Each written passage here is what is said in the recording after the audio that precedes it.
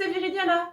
Je suis ravie de vous retrouver aujourd'hui pour une nouvelle vidéo. Aujourd'hui, c'est un tuto, on ne va pas déroger à la règle, c'est de la couture. Donc je me présente, je suis Viridiana et vous pouvez me retrouver sur Instagram avec le pseudo Viridiana YouTube. Je suis aussi coach couture pour Urban Curly sur la plateforme Mon Coach Couture. Avant de commencer, je fais des gros bisous à ma grand-mère. Bisous mamie! Bon, et bien aujourd'hui c'est un tuto pour apprendre à ajouter des poches sur un pantalon prises dans la couture. Le tuto, c'est parti!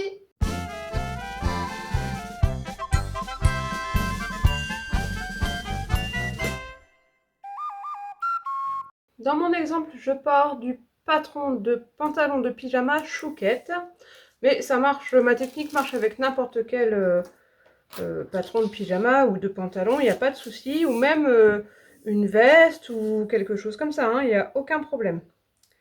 Donc, pour commencer, je vais reporter sur une feuille de papier la courbe de mon pantalon pour avoir la bonne distance et prévoir la distance à laquelle on va mettre la poche. Donc, l'idéal, c'est qu'elle ne soit pas trop loin de la taille. Disons que nous allons mettre à 4 cm du haut. Ça me semble pas mal. Les manches vont être incluses dans ce que je vais tracer. Donc ça, je le mets tout au bord.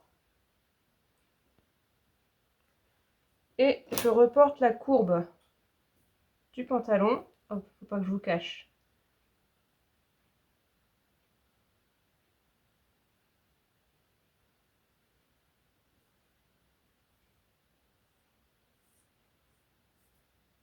Voilà, je recouperai après. Et j'ai trouvé au fur et à mesure de mes essais qu'en général, une ouverture de 13 cm pour le passage de la main, c'est bien. Donc si j'ajoute les marges de couture, ça me fait 15 cm.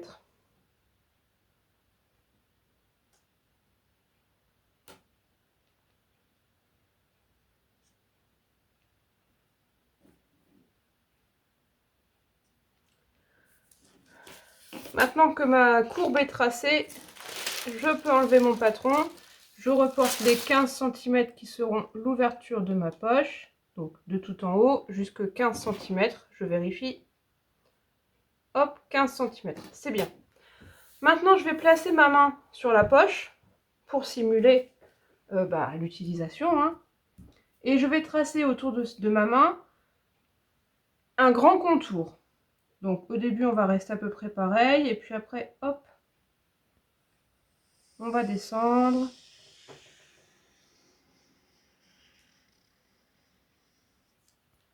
Et je remonte. Alors, on va avoir ici 1 cm qui sera la marge de couture.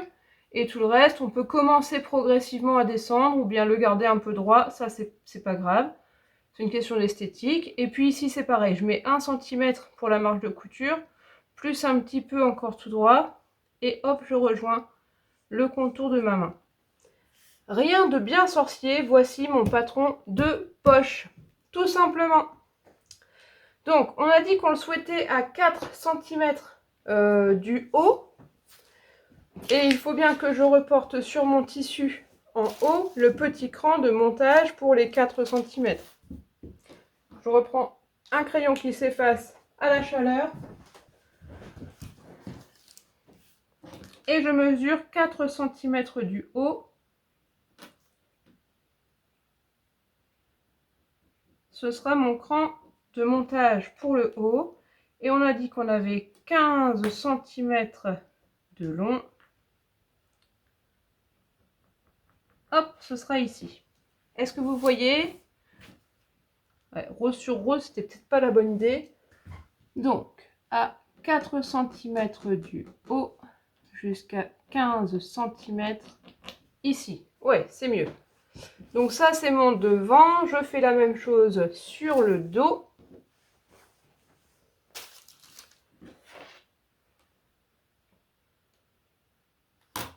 « 4 cm du haut et 15 cm plus bas. Voilà, j'ai mes repères pour coudre les poches. La poche, pardon. Je vais couper mon patron avec des ciseaux à papier.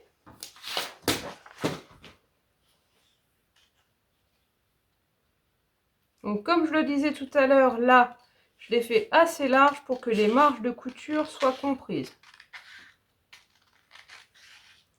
Il faut penser à faire la poche assez profonde tout de même, pour que les objets qu'on met dedans ne tombent pas.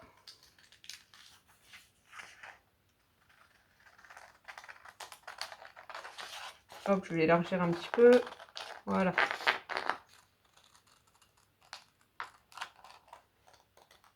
Alors bien sûr, dans la vraie vie, on essaie de le faire au crayon de bois, crayon à papier, hein, pour que ce soit plus précis. Voilà, et donc pour chaque poche, il faut 2 fonds de poche comme celui-ci. Je prends donc une chute de mon tissu, hop, et ici j'ai un droit fil, ici j'en ai un autre, c'est bien, il y a des rayures, comme ça c'est facile de retrouver les droits fils. Je vais essayer de le plier en deux pour tout de suite avoir mes deux exemplaires de la poche. Est-ce que ça rentre? C'est juste, mais ça rentre. Allez, j'épingle et je coupe.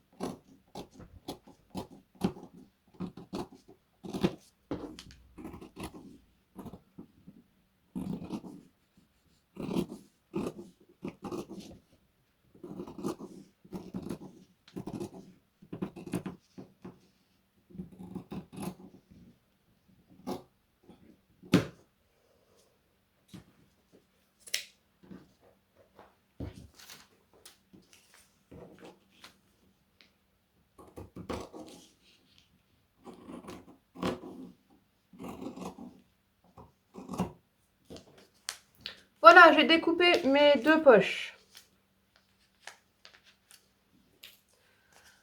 Maintenant, je vais les assembler endroit contre endroit sur mes demi-pantalons.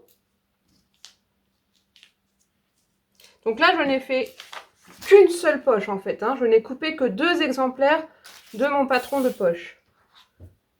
Hop, je vais noter. Poche. Taille 52 x 4 hein, sur le principe. Et là, je mets cran de poche. Pour poche. Comme ça, je le saurai pour les prochaines fois.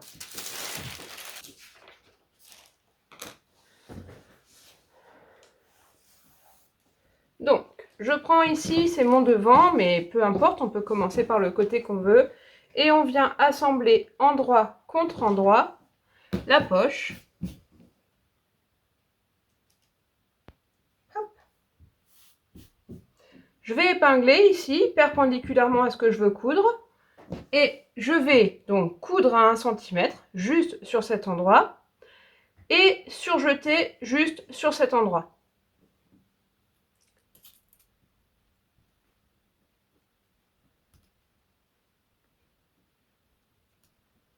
J'ai bien pris en compte hein, les repères que j'avais tracés tout à l'heure. Bien sûr, sinon ça ne sert à rien.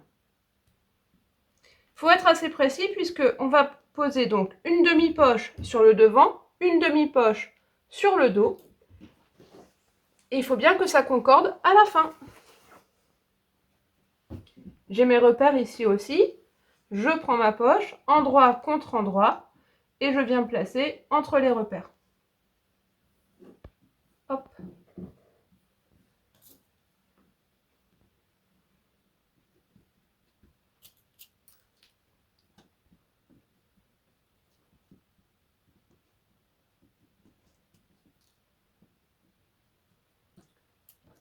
Je vous emmène à la machine à coudre.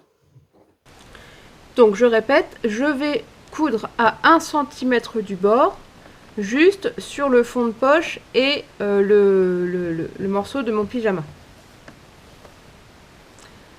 Avec un point d'arrêt, bien sûr, ou une marche arrière. Donc je commence. Je couds en point de longueur 2,5, hein, c'est une longueur standard. C'est la bonne longueur pour les assemblages. 4 points avant, 4 points arrière.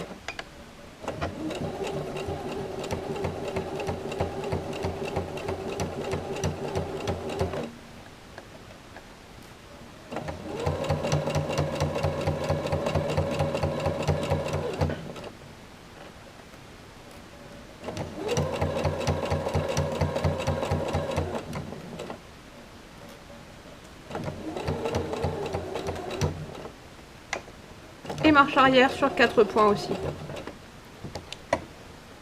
Voilà, j'ai cousu tout à 1 cm et j'ai pas débordé de ma poche.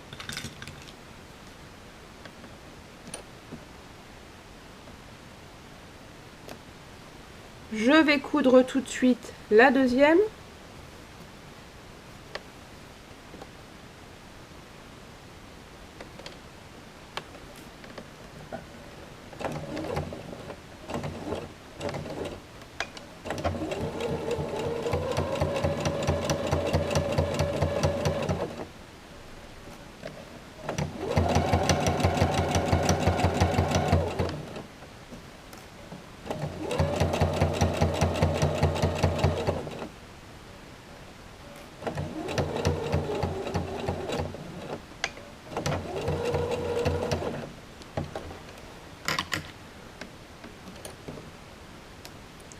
Voilà, j'ai cousu à 1 cm en point droit.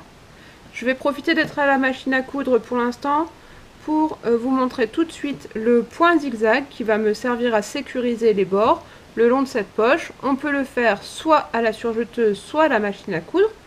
Comme tout le monde n'a pas de surjeteuse, je vous fais voir à la machine à coudre. L'idéal est une largeur de point qui ne soit pas trop grande. Je pense que 4 mm de largeur de point, c'est bien. Et en longueur, eh bien, disons 3 ou 4 aussi. Allez, 4 mm de longueur. Donc, je pars un tout petit peu en avance. Je fais une marche arrière. Attention, vos machines, parfois, n'aiment pas ça, la marche arrière en point zigzag. Dans ce cas, ne faites pas de marche arrière, mais commencez un peu en avance, comme ça, et vous surjetez un petit peu du pyjama tout seul, et ensuite les 2 épaisseurs de la poche, et vous poursuivez sur le pyjama tout seul. Moi, je vais essayer de faire une marche arrière, je sais que ma machine en général l'accepte. Un point dedans, un point dehors, pour bien encercler les fils qui voudraient se désunir.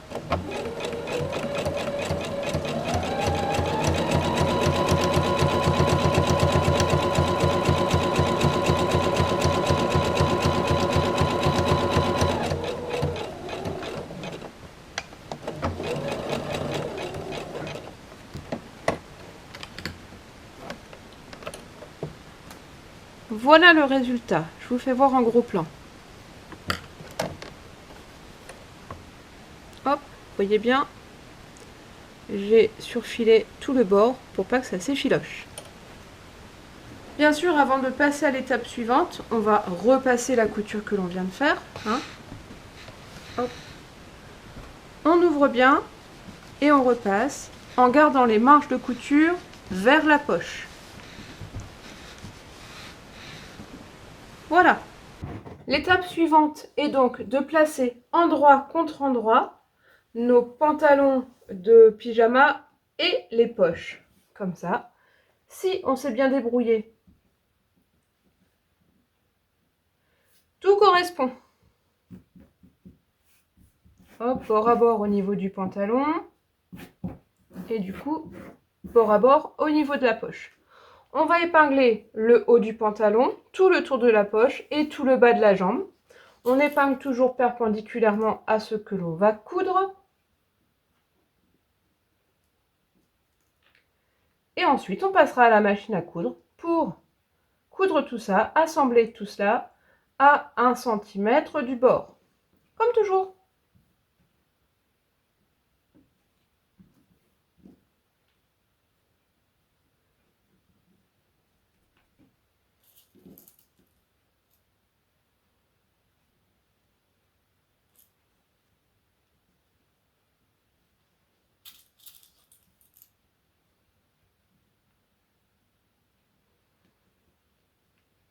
On épingle autant que nécessaire parce que ce sont des courbes. Il ne faudrait pas que les deux tissus se désolidarisent. Et surtout, on ne tirera pas dans les courbes pour assembler, sinon ça va gondoler. Si vous êtes super à l'aise, bien sûr, vous n'êtes pas obligé d'épingler autant, mais c'est tout de même un conseil. Ça évite les mauvaises surprises.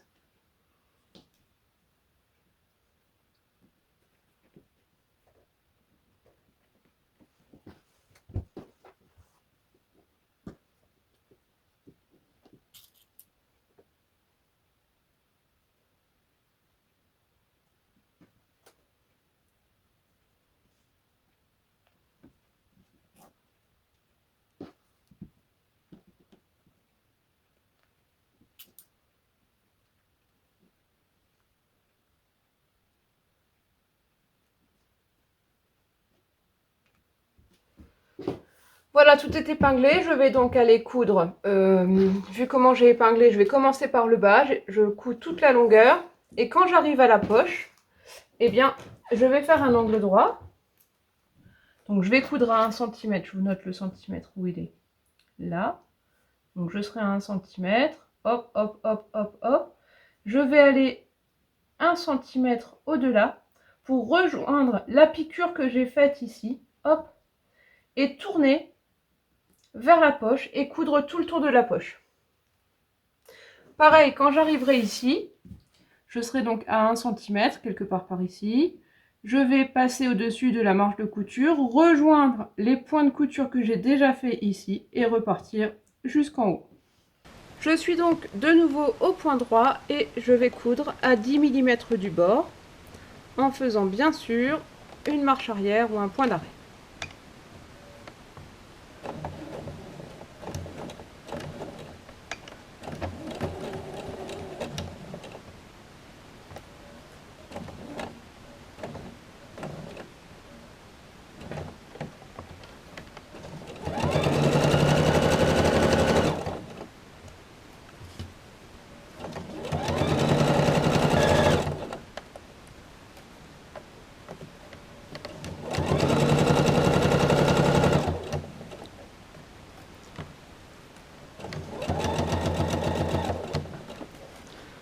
Voilà, je vais arriver à la poche. Donc, je vais coudre jusqu'à 1 cm au-delà du bord de la poche. Hop, je vous refais voir un peu comme ça.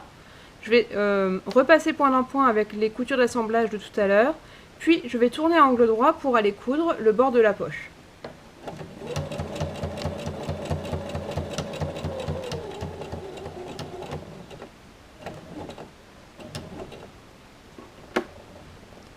Je reste bien plantée.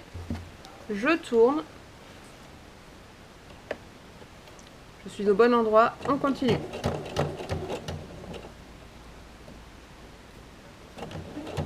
Et là, dans les courbes, on va doucement.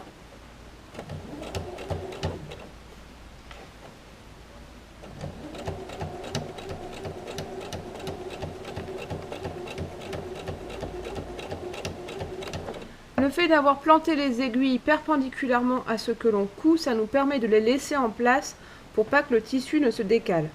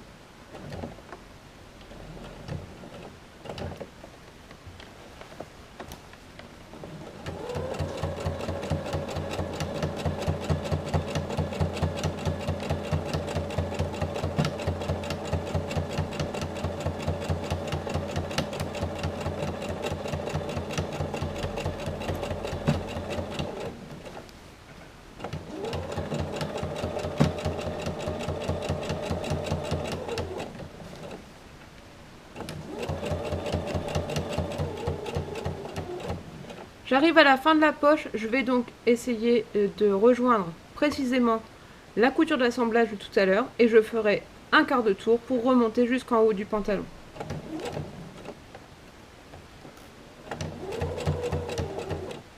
Hop, je garde bien toutes mes marges plaquées vers les poches.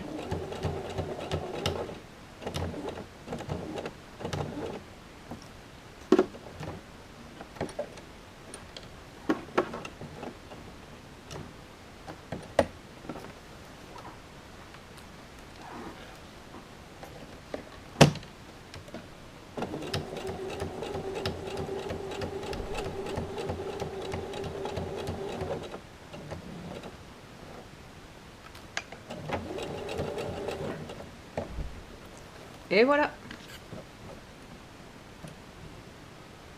Vous voyez, j'ai un bel angle droit ici et un bel angle droit en bas. Voilà. Je peux enlever mes épingles et on va surfiler tout le bord, donc soit à la surjeteuse, soit avec le point zigzag de la machine. Je pense qu'on va le faire à la machine. Je remets le point zigzag sur ma machine, j'ai enlevé toutes mes épingles et je vais faire donc tout le surjet autour de la poche et le long de la jambe avec mon zigzag en faisant un point d'arrêt ou une marche arrière si votre machine vous le permet.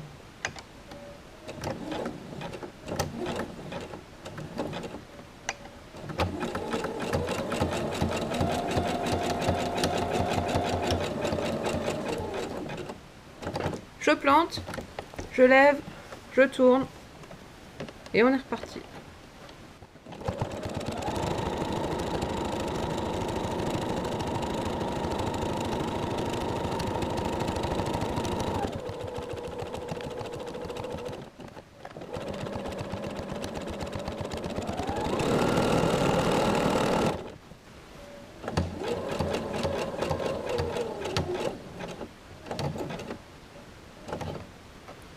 On plante, on tourne et c'est reparti.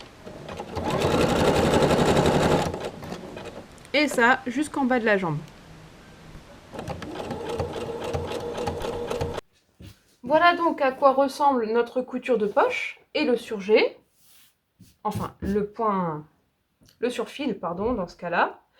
Voilà. Il ne nous reste plus qu'à repasser en plaquant bien les marges vers le devant pour que la poche reste bien devant.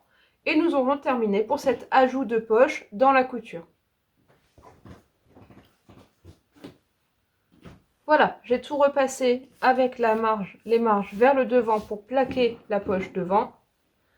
Et quand on est sur l'endroit, voilà ce que ça donne.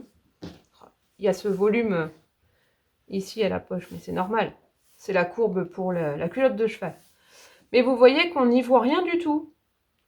C'est complètement discret. On ne voit pas cette ouverture de poche qui pourtant est bien présente et bien profonde. Voilà. J'espère que cette leçon vous a plu. Bye!